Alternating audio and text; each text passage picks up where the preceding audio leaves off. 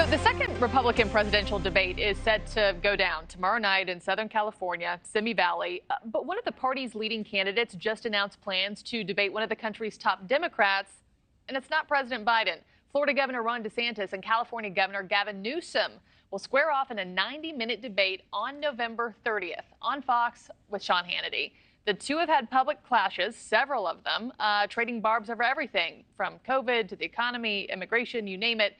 Let's dive into this further with author and Princeton political science professor Dr. Wright. Lauren, I was telling this to Chris Hahn just a couple hours ago.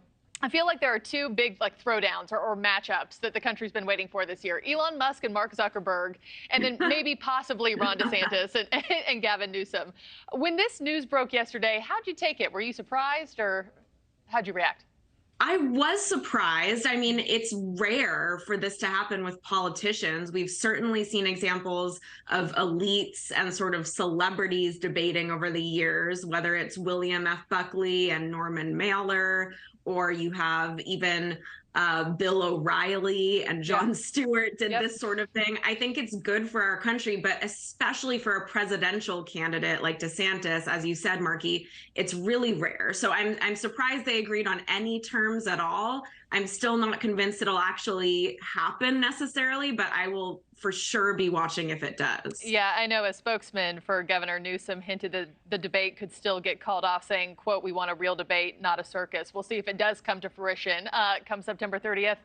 Can we talk motives here, though? And let's start with DeSantis, since he's the one running for president, for office. Why is he using precious campaign time to do this? I mean, we've seen his campaign team, his campaign finances unravel a bit, his polling numbers take a hit. Is this really a wise use of his time? I mean, it might be precisely because of that polling issue and because of the fundraising issues that DeSantis wants to take advantage of a big platform that really solidifies him as one of the leaders of the Republican Party. And certainly he wants the nomination. And so this might be a good idea from that perspective. But on the topic of high risk, high reward, if DeSantis doesn't deliver, if he's not able to match Newsom, which I don't necessarily think is the problem here, that could be bad for him and could make these problems worse. But I think he should do it. I think it really does give him a lot of attention that maybe he wouldn't get otherwise. Yeah. And then on the flip side of the same coin, what's in it for Newsom? And, you know, he's gone on several networks saying that he's not going to challenge Joe Biden. He said it on our air with Chris Cuomo just last week.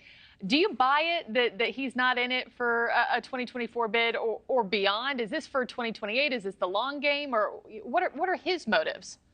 Well, Gavin Newsom is certainly invested in Gavin Newsom, and that's always been the case in California politics.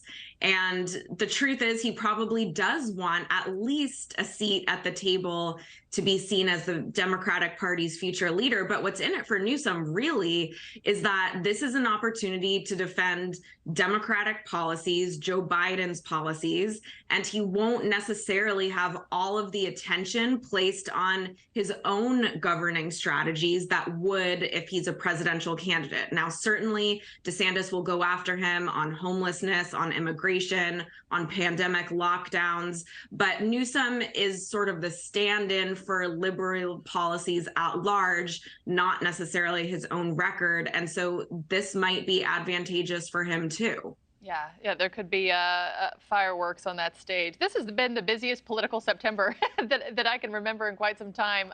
Lauren Wright, thank you so much as always. Good to see you. Bye, Marky. Thank you for watching. Go to newsnationnow.com to find NewsNation on your television provider. And don't forget to click the red subscribe button below to get more of NewsNation's fact-driven, unbiased coverage.